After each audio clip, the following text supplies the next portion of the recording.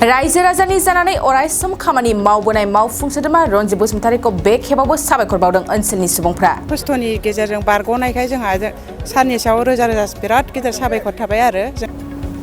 जौगाथायनि फारसे अरायसम गोख्रों नोजोर लाखिबोनाय मावफुं सोद्रोमा रनजित बसुमतारीया चिरां जिल्लानि सिङाव थानाय रायजो राजाफोरनि लामानि जेंना आंखालखौ मावफुंनानै होदों।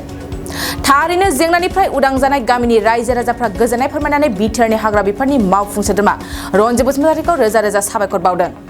दिनै चिरां जिल्लानि सिङाव थानाय टुक्राझार गोजौ फरायसालिनिफ्राय आइदुब्रि गामिनिसिम लामानि अन्थाइ खाम्फाखौ गायसननानै होयो बिथां रनजित बसुमतारीया।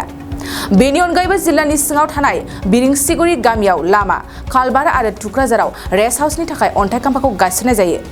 मख'नो गोनांदि मैया 14 नं चिरांदुवार बियाबनि सिङाव थानाय मावफुं सोद्रोमा रनजित बसुमतारीया सानसेयावनो मोन 15 लामा दालांखौ बेखेवनानै होदों। दिनै मावफुं सोद्रोमा रनजित बसुमतारीया जौगाथाय खाबुखौ मोननानै रायजो राजाफ्रा ओरैबायदि बुंदों, सिगांनि सरकारनि समाव बेफोर लामा दालांनि जेंनाफ्रा बोस्रांजायाखैमोन। नाथाय आथिखालनि बिटिआर सरकार आरो मावफुं सोद्रोमा रनजित बसुमतारीनि नाजानायाव दिनै गोलाव बोसोरनि लामानि जेंनाया समाधान जाबाय होननानै रायजो राजाफ्रा फोरमायदों। खस्थ'नि गेजेरजों बारग'नायखाय जोंहा सारनि सायाव रोजा रोजा बिराद गिदिर साबायखर थाबाय आरो। जों बे लामाखौ मोननाय हिसाबै हाब्रु माने गारि मथर खारजाया, बेमारि जेन'बा गारि मथर सोनो मोननायाव जोंहा खस्थ'मोन। दा बेनोसै आरो माने मोजां मोननाय हिसाबै।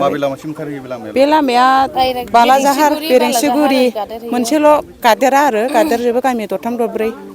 टाउनाव थांनो थाखाय बे लामाजों ओंखारनांगौ जायो नामा? टाउनाव थांनायाथ' ओरैहाय थांबा मोनहैयो, ओमफ्रायो बे बेरेंसियाबो दालां गैया हिसाबै माने जों बेजों थांनाय जाया आरो।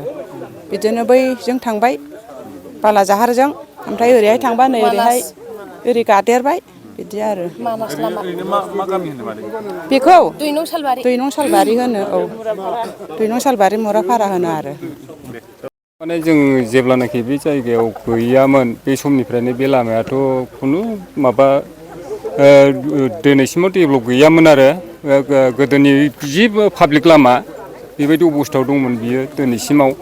खिन्थु एबारनियाव दानि सरकार फैनाय लोगो लोगोनो बे बुस्थुआ मावजानाय जाबाय आरो। सिगांनि सरकार नायसनाखैमोन नामा? सिगांनि सरकाराव माने नैबे बायहां एसे सिगाङाव बेखौ बिसिनिफ्रायनो होदोंमोन नामाथाय, एसे मावज्रांदों मावनाया। ओमफ्राय नै दा बिटिआर फैनाय लोगो लोगो फुरा जाबाय, जाजोबाखै। गारि साइकेलफोर थांलाय फैलायनि सुबिदा गैयामोन बेयो, हाब्रु जायोमोन। नोंथांमोना बेबायदि सुबिदा होबाय। सारनि सायावथ' दा जोंनियाव बेफोरबायदि मोजां सुबिदा होनाय हिसाबै थोजासे माने जोङो साबायखर होनो लुबैयो। रोजा रोजा साबायखर होनाय थाबाय आरो बिनि सायाव।